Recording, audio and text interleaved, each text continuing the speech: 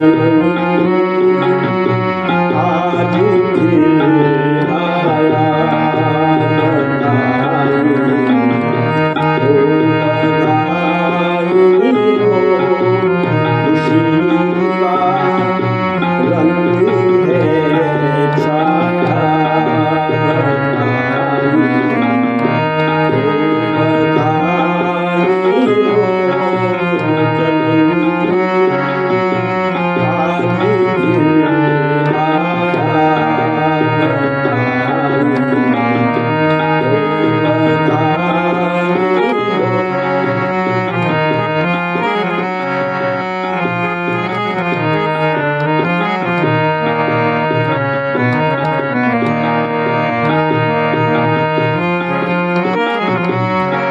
हवन से है सुगंधित हो गया वातावरण सारा। हवन से है सुगंधित हो गया वातावरण सारा। वेट की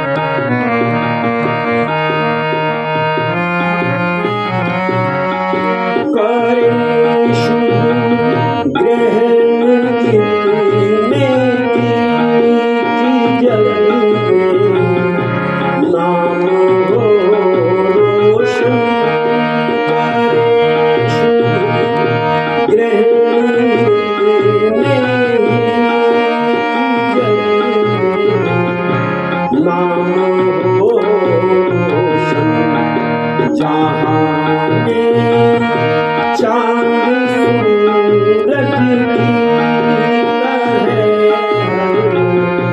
काम हो रोशन विद्वानों का रहे साया विद्वानों का रहे साया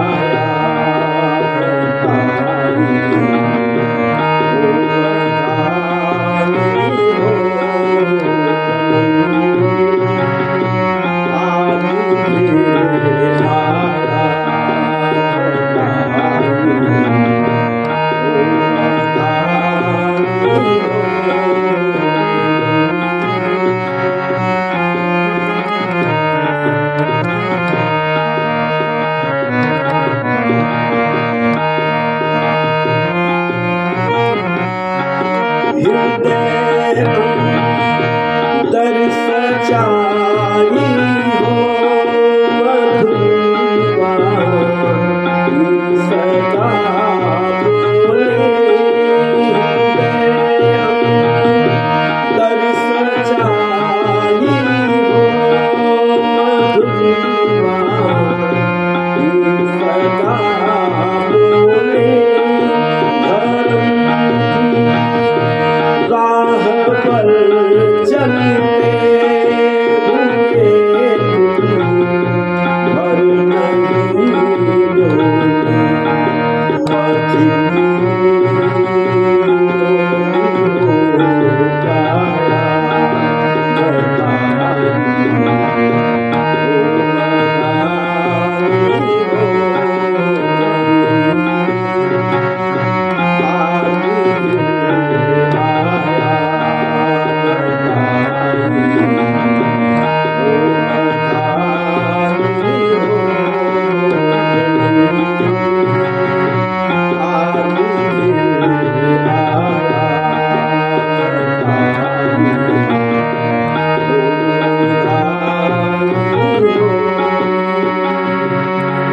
और जैसा कि आपको पता है हमारे बीच में अमन कुमार जी का और निशा जी का जन्मदिन है।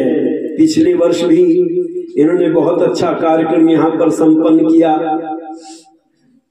लेकिन अचानक मुझसे कहने लगे कि आप तो इस बार आ नहीं सकते, तो हम तो छोटा सा ही कार्यक्रम रखेंगे। पर देखो, लिखा विद्वानों ने, दुआ मंजूर होती है अगर वो दिल से होती है। दुआ मंजूर होती है अगर वो दिल से होती है, मगर मुश्किल तो ये है वो बड़ी मुश्किल से होती है।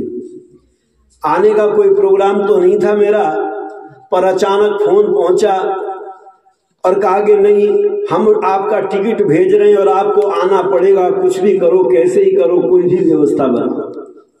और आपके बीच में चर्चा करने का सौभाग्य प्राप्त हुआ।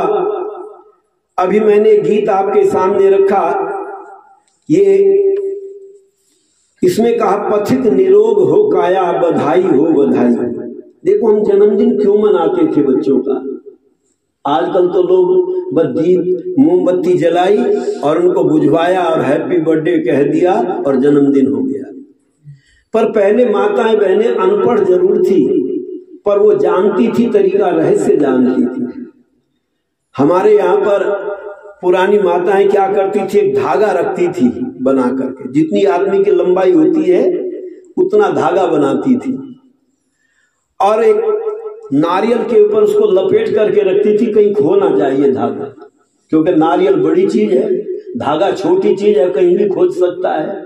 इसलिए उसको उसके ऊपर लपेट करके रखती थी, कहीं खो ना जाए, ध्यान रहे, पता रहे।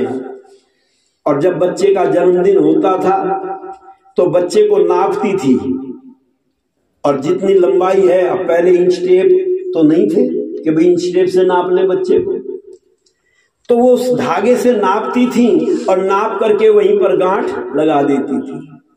अब 1 वर्ष का बच्चा हो गया तो एक गांठ लगा दी, 2 वर्ष का हो गया तो दूसरी गांठ लगा दी। अब पहली गांठ से दूसरी गांठ को देखती है, मेरा बच्चा 1 वर्ष में इतना बढ़ा है, और यदि नहीं बढ़ा है तो क्यों नहीं बढ़ा है? क्या इसके खाने पीने में कोई कमी रह रही है, या कोई ऐसी बीमारी है जिसके कारण इसका विकास नहीं हो रहा है? तो क्यों मनाया गया जन्मदिन? बच्चे के स्वास्थ्य का ध्यान रखते हुए, और केवल स्वास्थ्य का ही नहीं, उसके विचारों का भी ध्यान रखा जाता था। बच्चा क्या खाता है, कहाँ बैठता है, क्या बोलता है, कैसा व्यवहार करता है, उसके व्यवहार को भी हम सुधारने का प्रयत्न करते थे। हमारा उद्देश्य होता था मनुष्य के जीवन को अच्छा बनाना। पर क्योंकि जब ये पाश्चात्य सभ्यता जो आई, उसने सारे रहस्यों को समाप्त कर दिया, और धीरे धीरे हमने भी जानना बंद कर दिया। क्योंकि हम तो जैसा टीवी में देखते हैं, जैसा रेडियो पर सुनते हैं, जैसा लोग बता देते हैं, वैसा ही करना शुरू कर देते हैं। पर मुख्य उद्देश्य है मनुष्य के जीवन को उत्तम बनाने का प्रयत्न करना चाहिए। ये परमात्मा ने हमको बहुत सुंदर शरीर दिया है, और इस शरीर को सार्थक बनाना क्या है? ये शरीर स्वस्थ रहे। और केवल शरीर ही नहीं, शरीर स्वस्थ कब रहता है? तो कहा जब हमारे विचार स्वस्थ होते हैं, विचार शुद्ध होते, तो हमारा शरीर भी उत्तम रहता है। और इसलिए विद्वान कहते हैं तुम शरीर को स्वस्थ रखना चाहते हो तो क्या करना पड़ेगा? शरीर को स्वस्थ रखने के लिए दो चीजें बहुत जरूरी हैं। आप कहेंगे दो चीजें कौन सी हैं? सबसे पहली है भूख, और दूसरी चीज है नींद। यदि हमें भूख अच्छी लग रही है, खाना हजम हो रहा है, तो समझ लो हमारा स्वास्थ्य ठीक है। और यदि रात को नींद अच्छी आ रही है तो भी हमारा स्वास्थ्य ठीक है, क्योंकि सोना भी मनुष्य के लिए बहुत जरूरी है और खाना भी बहुत जरूरी है। पर पहले लोगों को अच्छी नींद आती थी, आजकल अच्छी आती है। नींद पहले लोगों को अच्छी आती थी। इसलिए मैं कहना चाहता हूं, जिसकी शान से उसका सुखी जीवन होगा।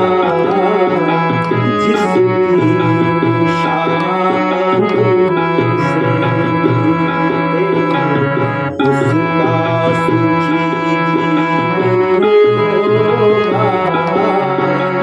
रात जगे और दिन भगे तो उसका दुखी होगा। जिसकी शान से उसका सुखी जीवन होगा।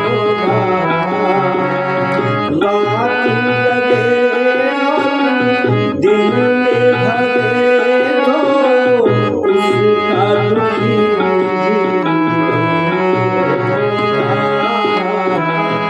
जीवन होगा। अब इसके दो अर्थ लगेंगे। निशा किसको कहते हैं? क्यों निशा जी? निशा कहते हैं रात को। और अमन किसको कहते हैं? अमन कहते हैं शांति को। जिसकी रात शांति से बीत जाती है। ये मत समझना मैंने तुम्हारा नाम लिया, अब तुम अपना नाम समझ लो तो बात अलग है। अर्थ डबल लगेंगे दोनों तरफ। देखो, जिसकी निशा रात्रि शांति के साथ बीतती है, आराम से नींद आती है जिसको, उसका स्वास्थ्य अच्छा रहता है, उसका जीवन सुखी रहता है। अब दूसरा भी अर्थ लगाओ, जिसकी शान से उसका सुखी जीवन होगा। रात जगे और दिन भगे तो उसका दुखी जीवन होगा।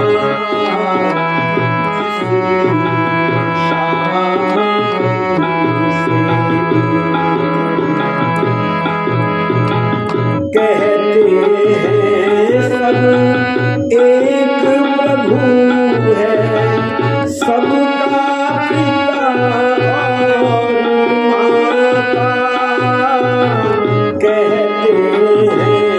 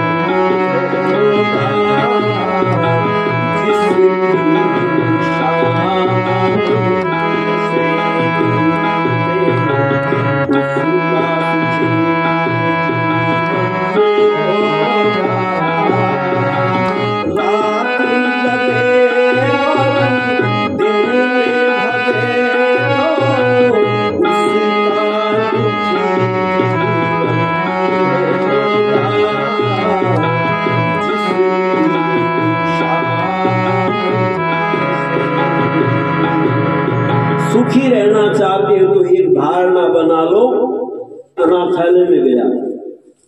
कहने लगे साहब इनका कोई नहीं है संसार, ये तो अनाथ है।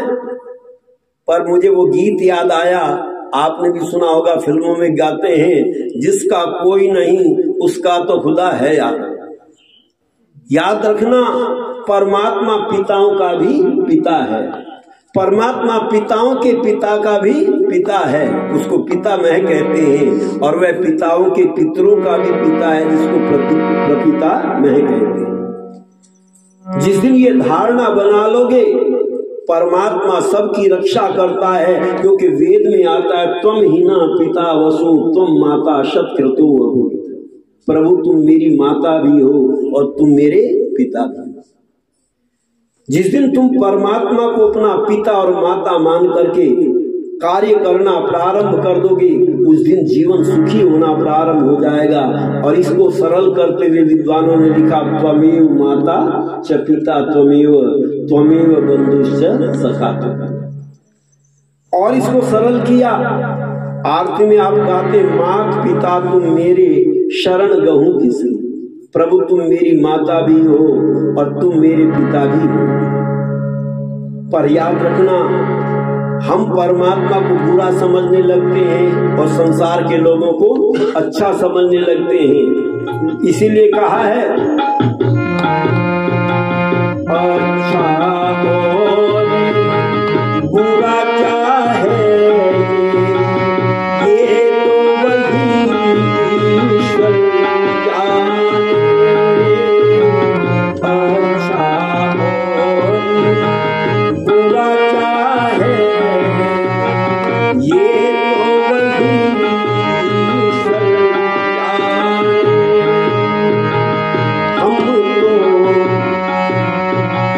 हम तो भी अच्छा और अच्छे को भी बुरा, अच्छे को भी बुरा। प्रभु की आज्ञा को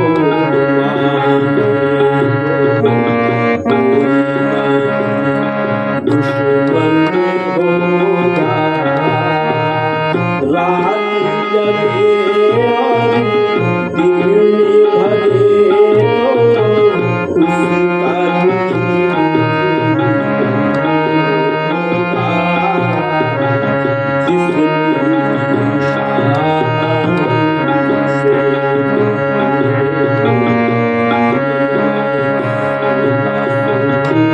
होगा।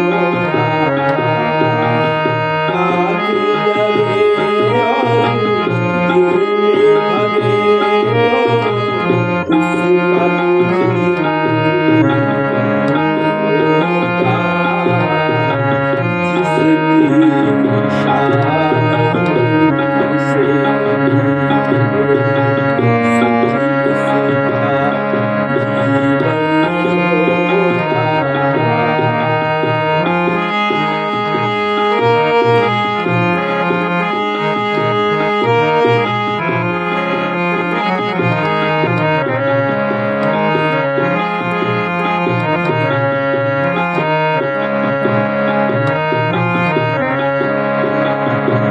देखा होगा, जब व्यक्ति पर कोई थोड़ा सा कष्ट आ जाता है, तब हम क्या कहने लगते हैं, जी परमात्मा ने हमको दुख दे रखा है।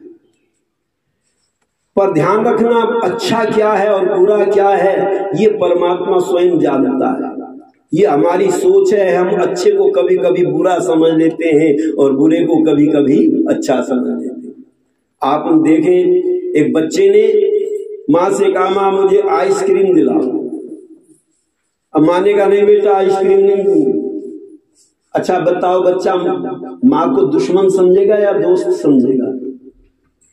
कहेगा मेरी माँ बड़ी कंजूस है, मेरी माँ पैसे नहीं खर्च करना चाहती, मुझे आइसक्रीम नहीं दिलाती। माँ बच्चे को आइसक्रीम नहीं दिलाती तो बच्चा माँ को शत्रु समझने लगता है। लेकिन माँ तो माँ है, माँ जानती है बच्चे को क्या चीज लेकर के देनी है, क्या चीज नहीं लेकर के देनी। अच्छा देनी चाहिए आइसक्रीम नहीं बच्चे को जब जिद करता है, पर माँ जानती है बच्चे को बुखार है, अगर इसको आइसक्रीम लेकर के दे दूंगी तो ये और ज्यादा बीमार पड़ जाएगा, इसलिए माँ बच्चा कितना भी रोता रहे माँ आइसक्रीम नहीं देती।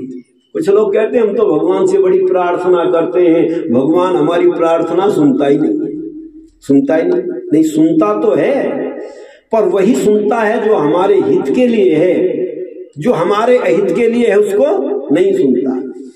इसलिए विद्वान तुम अपने जीवन में आशावादी बनकर के रहना, कभी निराशावादी बनकर के मत रहना। पर कुछ लोग जो होते हैं ना पैदाइश से निराशावादी होते हैं। एक व्यक्ति से कहा जा तेरा भाई बीमार है, उसके लिए दवाई लेकर के आ। ये कहने लगा अव्वल तो मैं जाऊं न भी जाऊं, और गया भी, क्या पता डॉक्टर मिले न भी मिले, और मिल भी जाए क्या पता वो दवाई दे न भी दे, और दवाई भी दे दी क्या पता ये खाए न भी खाए, और खा भी ली क्या पता ये बचे न बचे। अच्छा बताओ ये आशावादी है या निराशावादी है? जो निराशावादी लोग होते हैं वो जीवन में कभी सुख को प्राप्त नहीं करते। इसलिए कहा कि तुम अपने बच्चों में आशावादी बनाने का प्रयत्न करना, और वेद कहता है कभी भी मनुष्य को निराशावादी नहीं होना चाहिए। और वो देखते हैं एक व्यक्ति ने जाकर के सूर्य से कहा, सूर्य छिप रहा था शाम के समय, और कहा है सूर्य तेरा अस्तित्व समाप्त होने के लिए है, तू डूब रहा है, तेरा जीवन नष्ट हो जाएगा। सूर्य ने कहा नहीं मैं डूब नहीं रहा हूं, मैं जिस लालिमा को लेकर के डूब रहा हूं प्रातः काल इसी लालिमा को लेकर के फिर से उदय हो जाऊंगा। ये व्यक्ति सोचने लगा जब डूबा हुआ सूर्य निकल सकता है तो ध्यान रखना धरती का हर रंग बदल सकता है। पर यहां तो बच्चों को निराशावादी बना दिया। तुम आशावादी बनाने का प्रयत्न करना। एक चींटी को देखता है व्यक्ति, चींटी चढ़ रही है दीवार के ऊपर, पर गिर जाती है, फिर चढ़ती है, फिर गिर जाती है, फिर चढ़ती है, फिर गिर जाती है, और एक बार वो चींटी अपने लक्ष्य को प्राप्त कर लेती है। ये कहता है अरे जब एक चींटी अपनी मंजिल पर जा सकती है तो मैं क्यों निराश होता हूं। मुझे परमात्मा ने 2 हाथ दिए हैं, 2 पैर दिए हैं, ये सुंदर शरीर दिया है। एक छोटी सी चींटी हिम्मत नहीं हारती, तू क्यों हिम्मत हारता है। ध्यान रखना यदि बच्चों को आशावादी बनाओगे तो ये बच्चे आज जो आत्महत्या कर रहे हैं ना ये नहीं करेंगे। ये क्यों करते हैं? क्योंकि हमने उनको निराशावादी बना दिया। अगर 100% से कम नंबर आ गए तो मुझे सूरत मत दिखाना। क्यों जी? अच्छा कौन कहता है ये? माता पिता कहते हैं। पर तुमने बच्चे की बुद्धि को देखा, इसमें बुद्धि कितनी है? इनसे पूछो तुम कितने नंबर लाती थी। क्यों जी? अगर बच्चा पूछे तुम कितना नंबर लाती थी, पर आज क्योंकि होड़ लग गई है हम बच्चे पर इतना प्रेशर दे देते हैं, इतना दबाव दे देते हैं, वो निराशावादी बन जाता है और आज उसका जीवन बचपन से दुखी होना शुरू हो जाता है। तो जन्मदिन का मतलब ये नहीं कि केक काट दिया और मोमबत्ती बुझा दी और हमने जन्मदिन मना दिया। नहीं, बच्चे के अंदर वो साहस भरो, उसको आशावादी बनाने का प्रयत्न करना।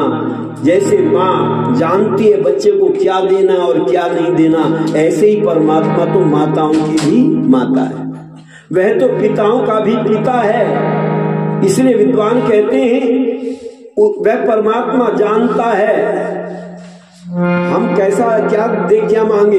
इसलिए कहा कि दुआ मंजूर होती है अगर वो दिल से होती है, मगर मुश्किल तो ये है वो बड़ी मुश्किल से होती। पर कभी देखो ध्यान देना, विचार करना, सबके जीवन में हमेशा सुख नहीं आता और हमेशा किसी के जीवन में दुख भी नहीं आता।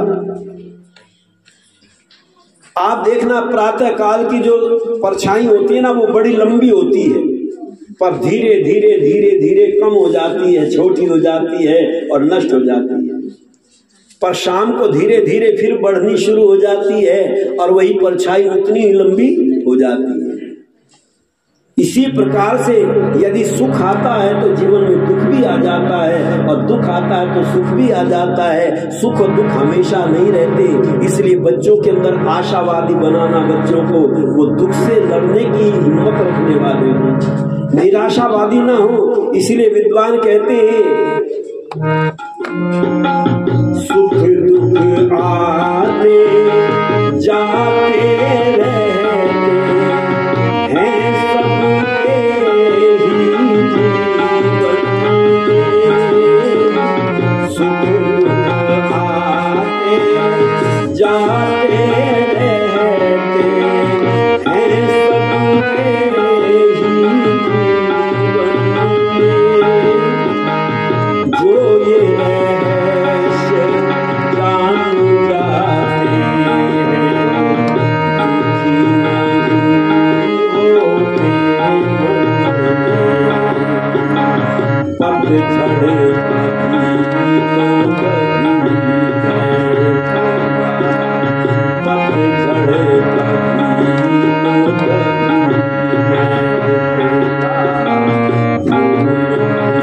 है गुलशन में होगा रात जगे और दिन भगे तो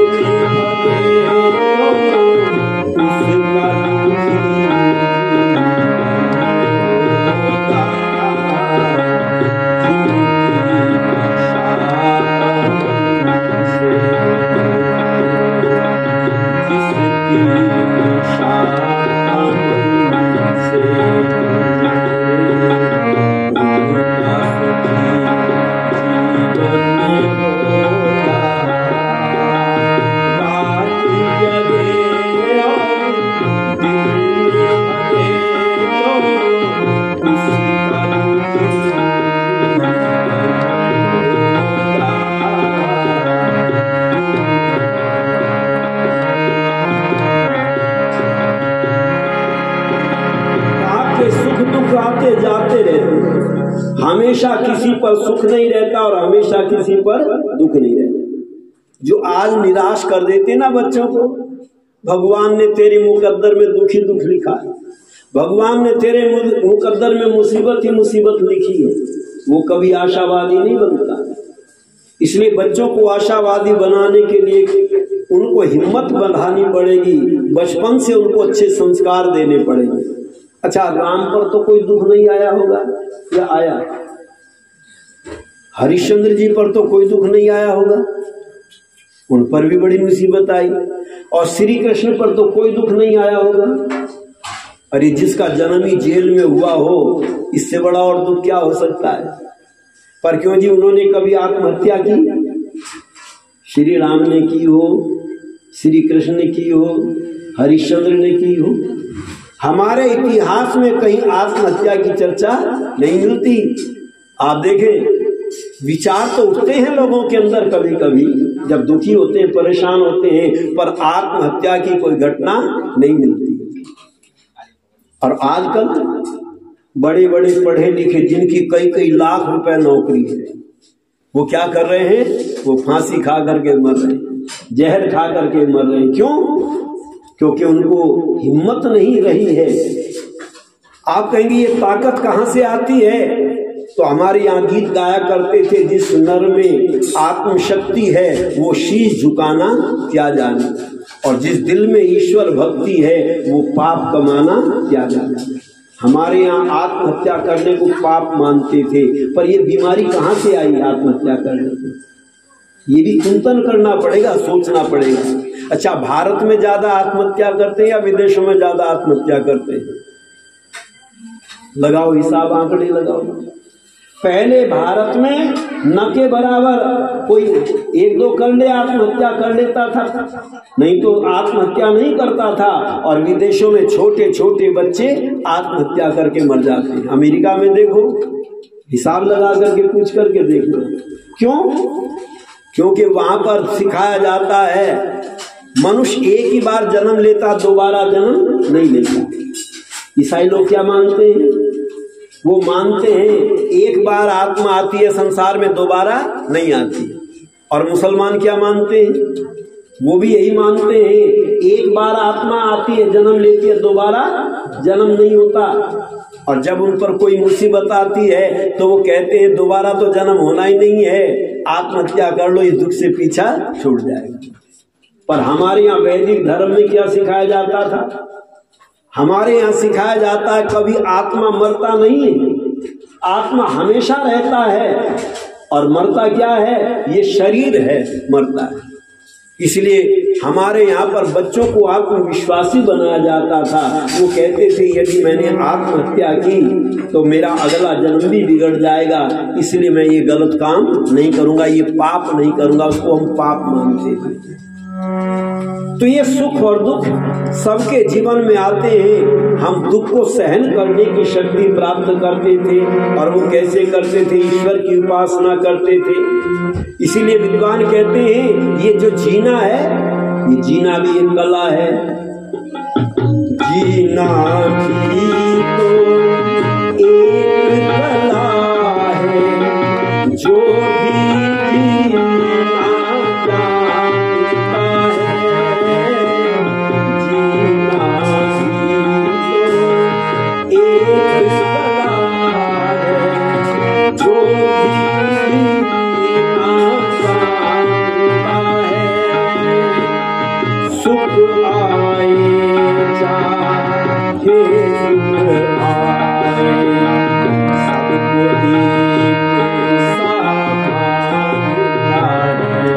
है। सुख दुख सहना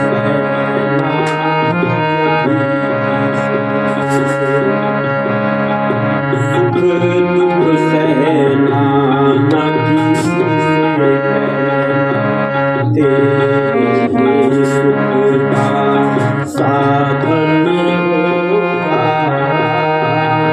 रात जगे और दिन में भगे तो उसका दुखी होगा।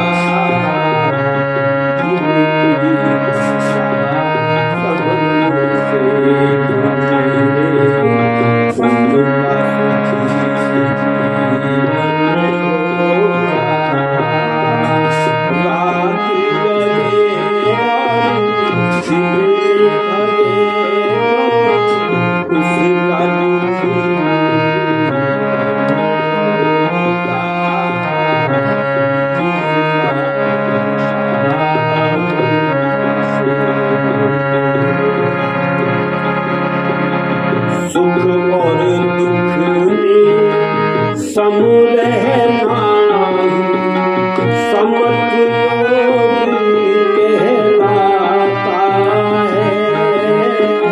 सुख और दुख में सम रहना समत्व योग कहलाता है। साधक साधन के द्वारा ऐसी साधना पाता है। गाता है और हमेशा गाता है और हमेशा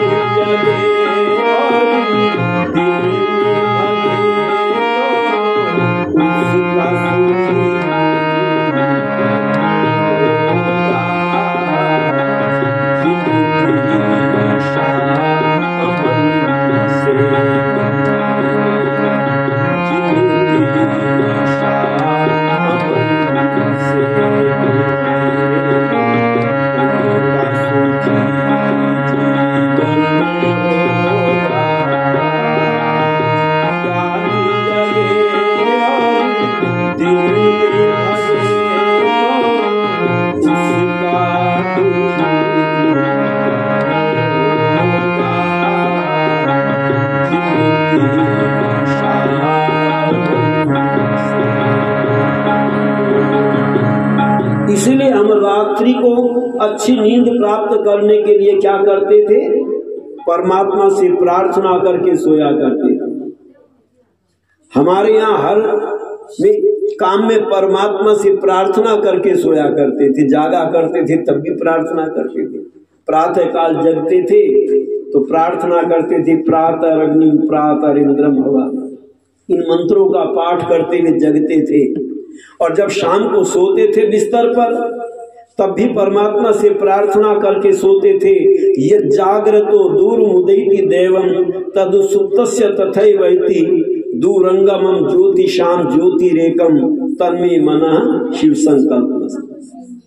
हम परमात्मा से प्रार्थना करते थे, प्रभु ये मेरा मन जो है ये शिव संकल्प वाला होना चाहिए। पर शिव संकल्प किसको कहते हैं? तो लोग समझेंगे शिव जी का मंत्र बोल करके सोते हैं। पर शिव किसको कहते हैं? तो ऋषिदान जी महाराज कहते हैं परमात्मा का एक नाम शिव आता है। आजकल बड़ा प्रचार किया जा रहा है, श्रावण के महीने में शिव का जाप करो। पर शिव कहते किसको है पहले ये जानना पड़ेगा। ऋषि कहते हैं परमात्मा का ही एक नाम शिव है, क्योंकि हम संध्या करते हैं तो मंत्र बोलते हैं, सबको याद होगा, नमः शंभवाय च मयो भवाय च नमः शिवाय च शिवतराय च। अब इसमें से थोड़ा सा पद ले लिया, ओम नमः शिवाय। कहां से लिया ये वेद मंत्र से लिया। और शिव नाम के राजा भी हुए, और शिव परमात्मा को भी कहते हैं। और लोगों ने शिव राजा के साथ में उसको जोड़ दिया और एक मंदिर बना दिया, पर परमात्मा को भूल गए। कहते हुए परमात्मा हम सबका कल्याण करने वाला है, इसलिए प्रभु मेरे मन में जो विचार उठे, ऐसे विचार उठे जो मेरे जीवन का कल्याण करने वाले हो, मेरे जीवन का कल्याण हो जाए। तो हम बच्चों के कल्याण के लिए बचपन से प्रार्थना करते थे परमात्मा से। और ये जन्मदिन के माध्यम से वो जन्म बच्चा हो या बूढ़ा हो, उसके लिए प्रार्थना करते थे इनका जीवन यशस्वी तेजस्वी वर्चस्वी हो, और ये अपने जीवन में सुखी होते हुए अपने जीवन को बिताएं, इनके जीवन में सुख की वर्षा हो। और देखो हमारे यहाँ सुख ही सुख रहता था जब हम दुख को दुख समझते नहीं थे। और इसीलिए योगी राज कृष्ण कहते हैं, हे अर्जुन, जो सुख में इतराता नहीं है और दुख में घबराता नहीं है, उसी को योगी कहते हैं। एक नाम आया है गीता के अंदर, समत्व योग। समत्व योग किसको कहते हैं? जो सुख में और दुख में हमेशा एक जैसा रहता है। दुख आने पर रोने नहीं बैठ जाता और सुख आने पर इतराने नहीं बैठ जाता। दोनों को, सुख को भी हंसते हंसते सहन करता है और दुख को भी हंसते हंसते सहन करता है। कहते हैं वही योगी कहलाता है। पर आज लोगों ने योग समझ लिया केवल आसन करना ही योग है, आंख बंद करके बैठना ही योग है। नहीं, ईश्वर की उपासना तो करो, पर ईश्वर की उपासना करके क्या प्राप्त करो? तो बड़ा सुंदर लिखा कवि ने, जब योगी समत्व योगी हो जाता है तब परमात्मा से एक ही प्रार्थना करता है, सुख भी मुझे प्यारे, दुख भी मुझे प्यारे, छोड़ूं मैं किसे भगवान,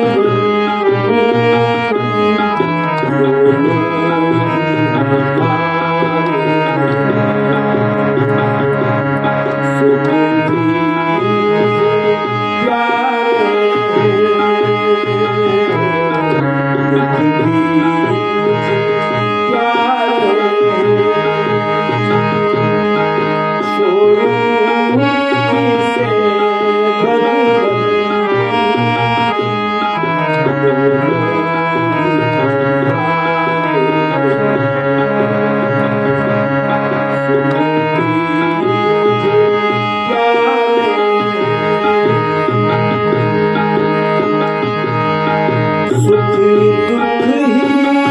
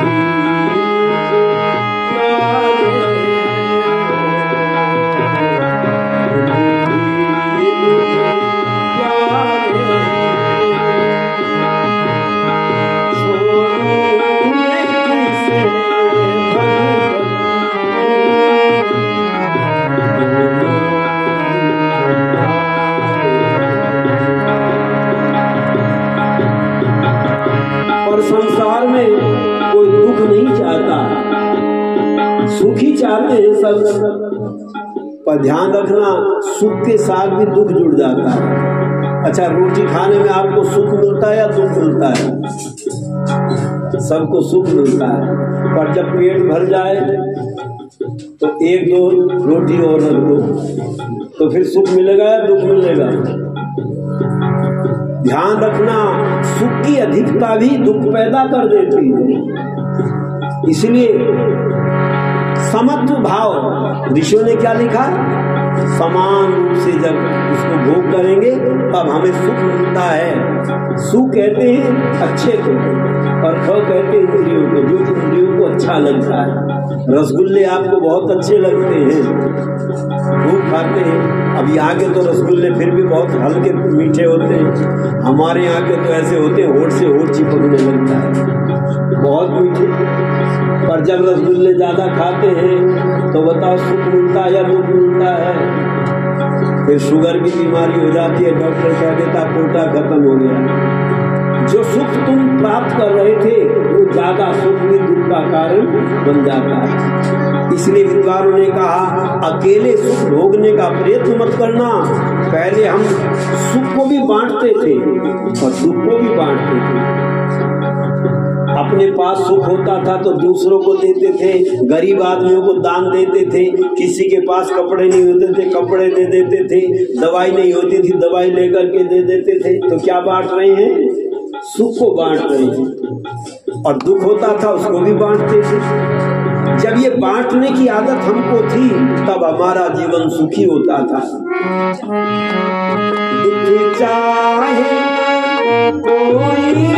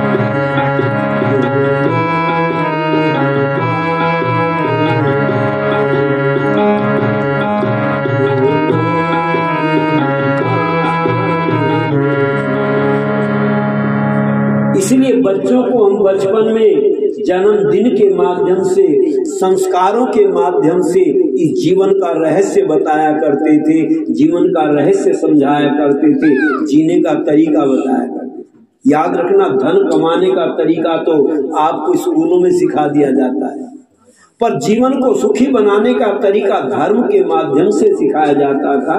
इसलिए धार्मिक कार्य किए जाते थे। पर आजकल के संत कह रहे हैं हम तुम्हें सुखी बनाएंगे, हमसे नाम दान दे। केवल नाम दान से नहीं, उत्तम व्यवहार बच्चों को सिखाना पड़ेगा। और माई अमन कुमार जी के जन्मदिन के उपलक्ष्य में आप सब और हम सब एकत्रित हुए हैं और दोनों का ही जन्मदिन है, आगे पीछे निशा जी का भी और अमन कुमार जी का भी। पिछले वर्ष 3 दिन का कार्यक्रम रखा था, लेकिन इनके आकर्षण से ही एकदम अचानक कार्यक्रम बना और इन्होंने मॉरिशस आर्य रवि वेद प्रचारणी सभा ने तुरंत टिकट भेज दिया कि हम टिकट ही भेज रहे हैं, बस आपको मना करने नहीं आना ही पड़ेगा।